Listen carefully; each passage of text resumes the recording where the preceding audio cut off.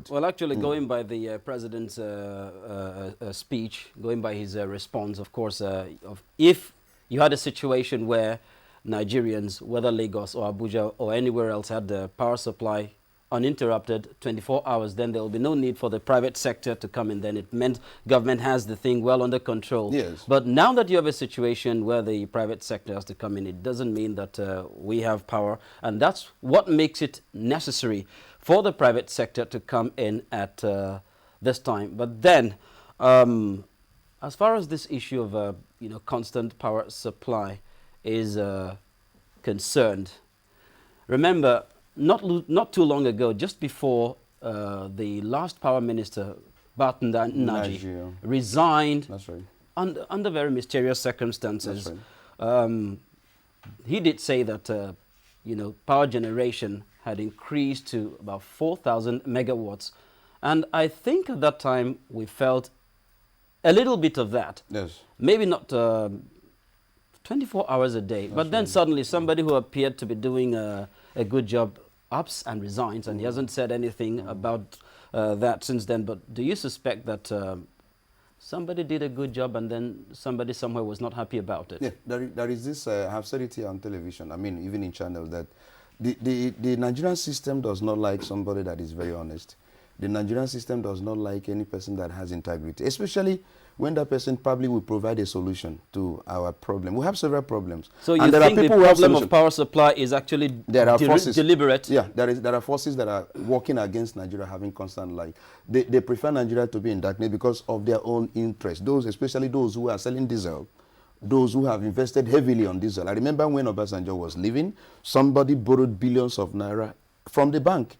And then, yes, in order to put his industry that imports diesel, I remember vividly. And I said, look, if they're making promises that they want to fix the power sector, why is this man investing billions of naira from borrowing money from the bank in order to fix that particular his industry that it does importation of diesel? Are we sure they're going to fix this? I just felt like, and I raised it on radio because I'm a social commentator on radio now. I said, if we are really serious that we'll fix this sector, why is this man investing so much money in the industry that specializes in importation of diesel? And I see my prediction came true because that sector has not been fixed. So there are people who do not, especially importers of generator, those who are dealing on diesel, they will not want Nigeria's power sector to be fixed. I mean it. With all amount, I'm saying it here, and I'm being responsible about this.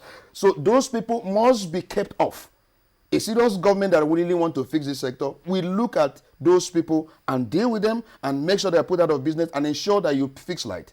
And when you do it, they will run out of business. So those people will not want. When Naji was trying to, a lot of people, and he played into the hands of PSCN workers also, not agreeing to pay their entitlement. Are you following me? If Naji has agreed, I don't think those guys now start writing petitions. Both those known and unknown forces, came against Naji. And of course, the president was inundated with petition, security report about him. And he has not committed what other ministers have not committed.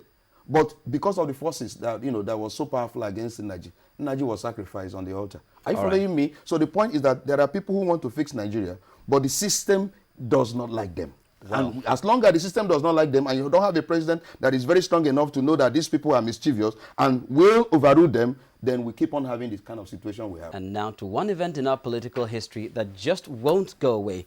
Now listen to this phone conversation that has created storm after storm in the country's politics. Yes, I don't want to bring it to my house. Okay, you take it to your house? No, I don't want to bring it to my house. It's a lot of money. Yes. So where? Because I am rushing to the airport now. Yeah, they're at the airport in the aircraft. And before they can come over now, unless I send somebody to the airport, I was coming. I can't. By the time they come, I should be in the chambers. I have a lot of things to do myself. Is there anybody you trust I can give it to? Or maybe I should postpone my China till tomorrow? No, it's okay. I would arrange with someone. Let me give you his number. Okay. Yeah.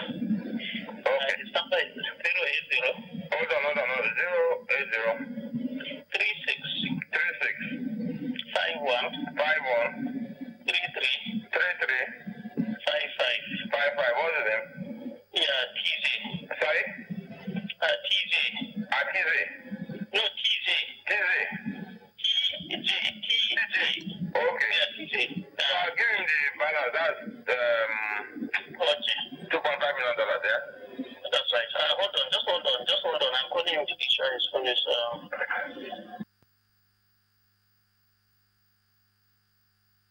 Well, that conversation between Honorable Farouk Lawan and the oil magnate Femi Tedola happened to be one of the most spectacular incidents in 2012, but over half a year later, and the matter appears to have been put to bed. Well, not quite, because lawyer and activist Festus Keyamo is asking the Attorney General to file charges against the suspects in the $620,000 bribery scandal, or else.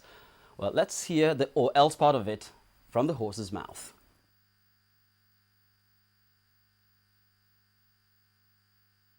The world has had access to that conversation where a lawmaker who is supposed to sit in the hallowed chambers to make laws for us was caught on tape negotiating, soliciting for gratification to perform his duties. And nobody has one iota of shame in government to say, look, let this matter go to court. They are giving all kinds of excuses why the matter has not gone to court.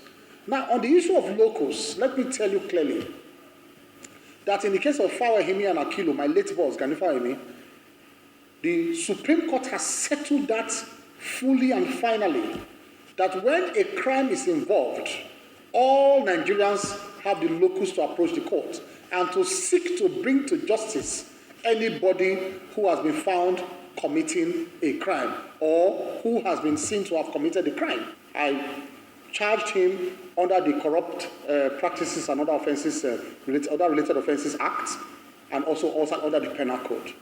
And of course, the normal offense of conspiracy himself and a menalo. And I have told the Attorney General, pursuant to Section 342 of the Criminal Procedure Act, that he should endorse his certificate on the charge as to whether, having seen the charge, he is prepared to prosecute or not. And if he fails to so do, then I will apply to court for the right of private prosecution. My ultimatum to the Attorney General now expires next week. I gave him a 7-day ultimatum to look at the charges I have forwarded to him, endorse his certificate on it, and if he fails to so endorse the certificate, I will proceed to court.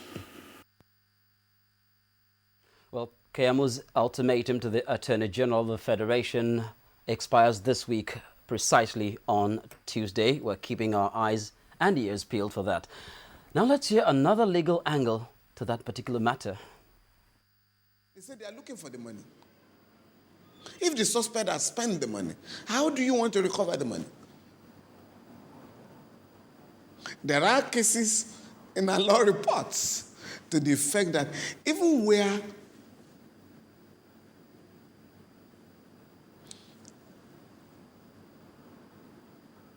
the body of the victim of murder cannot be found, that does not mean you cannot prosecute a case of murder successfully. So I do not understand why this case has been stalled. And that was why I had to draw the attention of the Honorable Attorney General of the Federation to this problem, that if we are not careful again,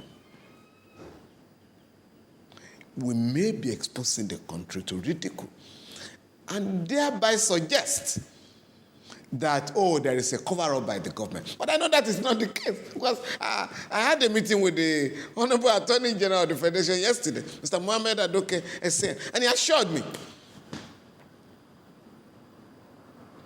that any moment from now, that case